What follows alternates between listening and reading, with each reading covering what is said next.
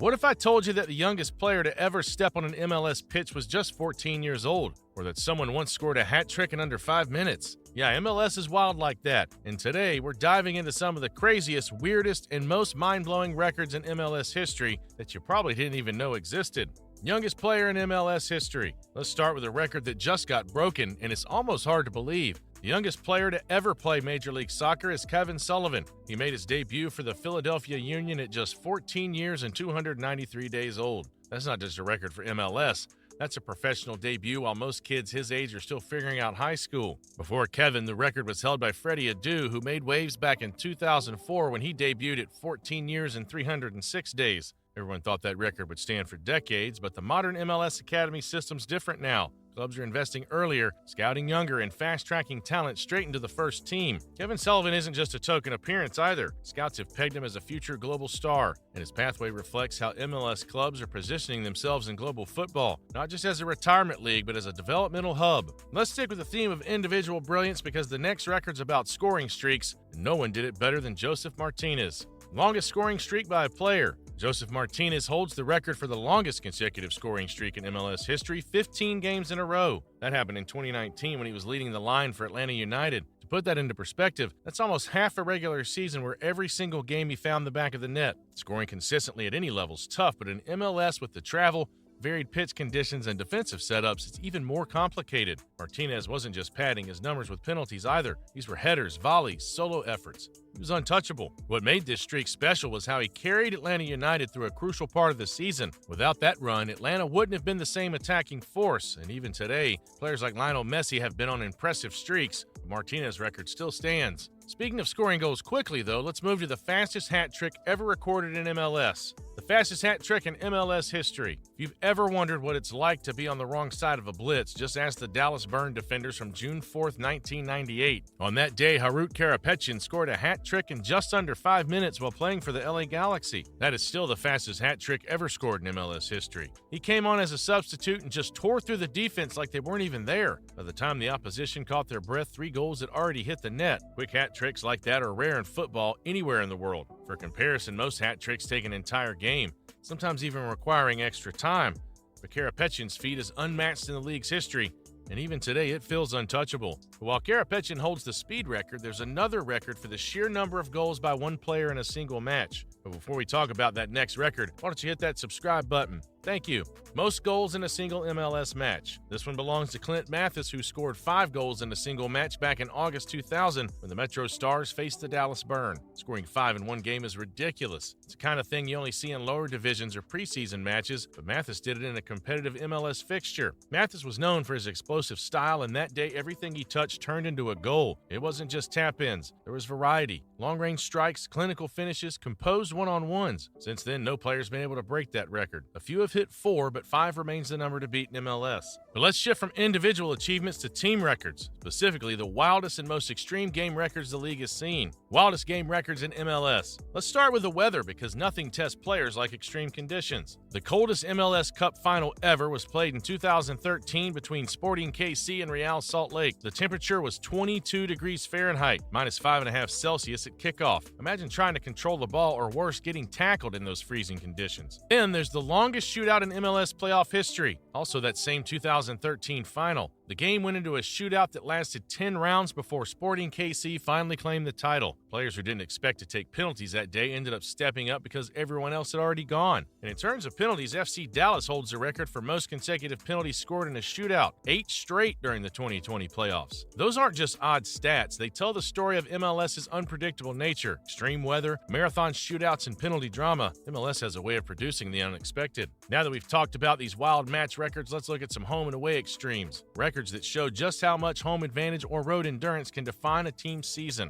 Home and away extremes. When it comes to home advantage in MLS, few teams have ever done it better than the New York Red Bulls in 2018. That season, they recorded 44 points at home, a league record. Red Bull Arena became a fortress where teams rarely escaped with anything. The consistency at home that year was a massive reason they finished with the best regular season record. On the flip side, traveling in MLS is notoriously tough. Long flights, different climates, time zones, but that didn't stop the LA Galaxy in 1998 and Inter Miami in 2024. Both teams hold the record for most road points in a single season, 37 points away from home. That's rare because most teams struggle to maintain form on the road, but these squads flip that script. Then there's the Portland Timbers in 2019. They started their entire season with 12 straight away games because their stadium was under renovation. No other MLS team has faced that kind of start, and it speaks to the flexibility required in the league. So while home advantage is critical, some teams have made a living on the road. Now let's switch to another kind of record, not about the pitch itself, but about the stands. Let's talk attendance records. Attendance and fan culture records. You can't talk about MLS records without mentioning the Atlanta United. 2018, they averaged 53,002 fans per home game, an unprecedented number in MLS and even rivaling some top European clubs. And that wasn't a fluke. Atlanta continued to break single-game attendance records, regularly drawing over 70,000 fans for key matches. MLS as a whole hit a landmark in 2024, recording an all-time high in total attendance, over 11 million fans across the regular season. That's an average of about 23,240 fans per game, showing the league's growth and cultural relevance. What this shows is that MLS isn't just surviving, it's thriving in key markets where fan culture is embedded deeply. The supporters sections, tifos, chants, this is what gives MLS its unique character, distinct from Europe or South America. But beyond fans in the stands, there's another side to MLS that's been evolving rapidly, the transfer market, and the numbers are only getting bigger. Transfer fees and market growth. For a long time, the MLS transfer market was hardly ever a topic in global football conversations. The league was seen as a final destination, not a launch pad. Big European clubs weren't scouting MLS matches, and there was very little expectation that major talent would either arrive in their prime or develop here and be sold for serious money. But that perception has changed drastically. If you really want to understand the evolution of MLS, you have to look at the transfers, both incoming and outgoing. Let's start with the biggest transfer fee ever paid by an MLS club for a player. That record belongs to Thiago Almada. In 2022, Atlanta United broke the bank to sign Almada from Vélez Sarsfield in Argentina for a fee reported to be around $16 million. This wasn't just any transfer. Almada wasn't a player winding down or looking for a career reboot. He was a rising star, already highly rated in Argentina with caps at the youth international level and a skill set that suggested he was destined for Europe.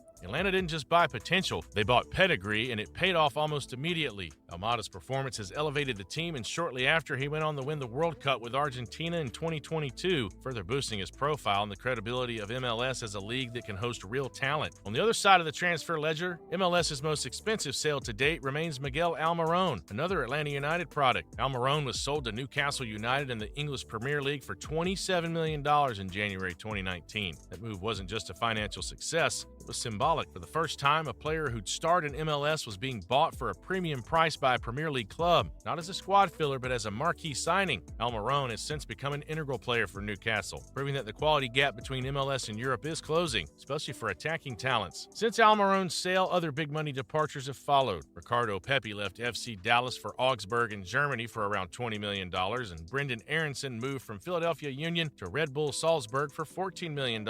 Even Tati Castellanos made a notable switch from NYCFC to Girona in La Liga, showcasing the increasing appetite European clubs have for MLS-developed players. What's important here is the shift in philosophy within the league itself. MLS clubs are no longer just developing talent to strengthen their squads domestically. They're actively participating in the global football economy, buying young players with the intent of selling them for profit while still competing for trophies. There's now a clear pipeline from MLS to Europe, especially for players from South America and the United States. The financial growth of the league is mirrored in these transfer movements. The days when MLS clubs only spent modestly or focused on veteran players are over. Now the league is investing significant sums in young prospects while simultaneously selling at European market rates. It's an evolution that speaks to the league's growing ambition, not just to entertain domestically, but to be recognized as a genuine player on the global stage. But beyond the economics of transfers, MLS is also a league filled with peculiar and unique records that don't involve millions of dollars. These are the records that give the league its distinctive character, and that's what we're diving into next. Quirky, strange, and unique MLS records. Every league has its quirks, but MLS might have more than most simply because of how unique its structure and history are. There are records in this league that you wouldn't even think to keep track of, yet they exist. They tell a deeper story about the identity of MLS. Take Graham Zusi, for example. In an era where players change clubs frequently, either chasing new contracts or better opportunities, Zusi has become the embodiment of loyalty. Since being drafted by Sporting Kansas City in 2009, he stayed with the club his entire career. Over 13 years of service, hundreds of appearances, countless miles covered on the pitch, all with the same team. In modern football, especially in a league like MLS, where trades and roster changes are common, the kind of consistency is a rarity. Zusi's name is now synonymous with Sporting Kansas City not just for his performances, but for his unwavering commitment to one club. Then you have records that represent the other side of football, the struggle. Toronto FC holds a record they'd rather forget. Longest goalless streak in MLS history. In their debut season in 2007, Toronto went an agonizing 824 minutes without scoring a single goal. That's over 9 straight matches where the ball never crossed the opposition's goal line. For the fans, for the players, it must have been torture week after week, seeing their team fail to break the drought. This record also speaks to the growing pains that expansion teams often face in MLS. Trying to build competitive squads from scratch in a league with unique roster rules and salary caps. Weather, too, has left its mark on MLS history. Toronto FC was involved in another extreme record when they played against Tigres in the CONCACAF Champions League in 2018 under brutally cold conditions. The coldest competitive match ever recorded for an MLS side. The temperature that night dipped to a chilling 16 degrees Celsius or 3 degrees Fahrenheit. Playing football in that kind of cold isn't just uncomfortable, it's dangerous. Every tackle hurts more, muscles tighten, and even the ball feels like a block of ice. Yet the game went on, and it remains a testament to the resilience of players in this league. Some records are just plain fun to know. Chris Wondolowski holds the record for the most goals scored in MLS history with 171 goals to his name by the time he retired. His career is a reminder that not every great player comes through elite academies or arrives with a big reputation. Wondolowski was a late bloomer, drafted late, often overlooked, yet he became the most prolific goal scorer the league's ever seen through sheer consistency and a knack for being in the right place at the right time. And if we're talking about quick-fire records, Mike Grella scored the fastest goal in MLS history, just 7 seconds into a game in 2015 between the New York Red Bulls and Philadelphia Union. Before most fans had even settled into their seats, Grella had already put the ball in the net. It was a flash of opportunism and awareness that remains unmatched in league history. These quirky records might not grab the same attention as titles and trophies, but they paint a fuller picture of MLS, a league that's always been full of surprises, extremes, and unique stories. But if you really want to talk about madness, nothing quite compares to the highest scoring matches in MLS history. And that's exactly what we'll explore next. Highest scoring matches in MLS. The highest scoring games in MLS history happened in 1998 when the LA Galaxy defeated the Colorado Rapids 7-4. That's 11 goals in a single game, something you rarely see in professional football. Another standout was DC United's 6-4 victory over Real Salt Lake in 2018, where defense was practically optional. Games like these are spectacles, chaotic, open, and pure entertainment. These matches remind us that while MLS might sometimes be tactically conservative, it also has moments where the game explodes into goal fests. And in a league still shaping its identity, these wild scorelines remain fan favorites. But scoring isn't the only defining factor. Dynasties and dominant teams are equally a part of MLS history.